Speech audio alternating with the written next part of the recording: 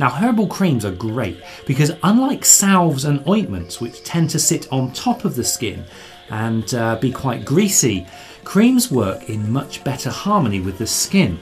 They're absorbed much more easily and they're more cooling and soothing. They also allow the skin to breathe and perspire naturally.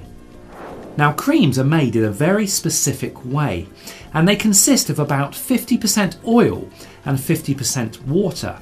And that means when creams are used in herbalism, you can blend infusions and decoctions, which are both water-based, together with oil-based infusions, as well as including tinctures and essential oils.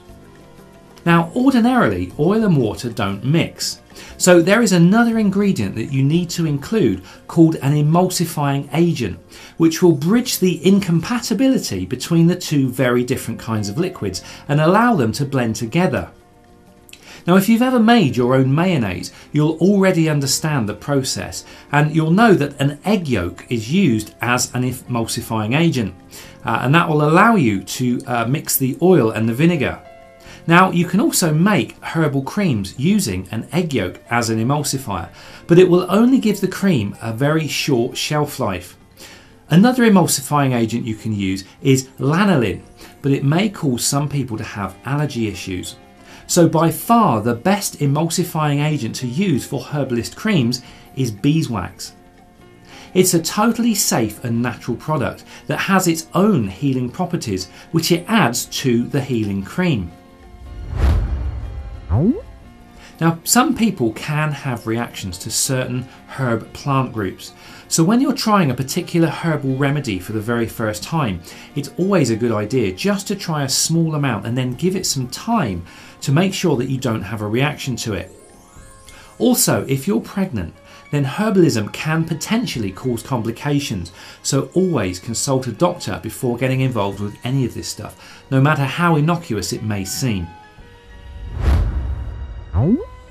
Okay, so here's how to make a herbal cream. For a simple cream, you'll need an infused oil and a water-based herbal preparation, such as a decoction or an infusion, plus any tincture or essential oils that you may wish to add. Now, if you don't already know how to make these types of herbal preparations, then my other videos will show you how. Now, the main goal is to aim roughly for a 50-50 ratio of oil to water. So first of all, measure out 1 cup of the infused oil preparation and 1 cup of the water-based preparation. Gently warm the infused oil preparation in a double boiler or a glass bowl suspended over boiling water in a saucepan. Then add in 1 ounce of beeswax to the oil. The proportion of beeswax to oil is always 1 ounce of beeswax to every 1 cup of oil. Continuously stir the oil as it heats up and allow the beeswax to melt. But never let the oil get too hot or it may ruin the plant material within it. Once the beeswax has melted into the oil, turn off the heat and give it a good stir.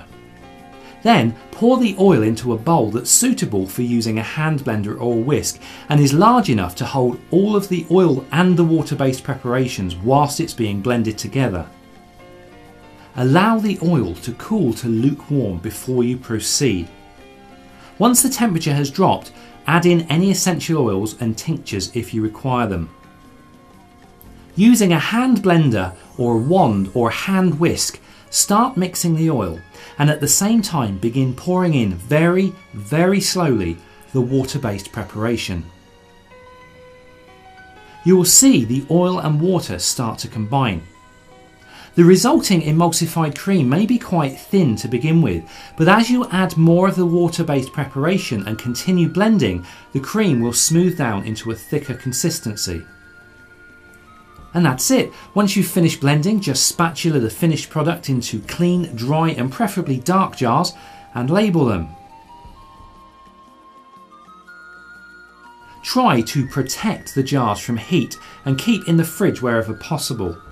Shelf life will vary depending on the ingredients, but a general rule of thumb is 3 months if refrigerated and 3 weeks if not refrigerated.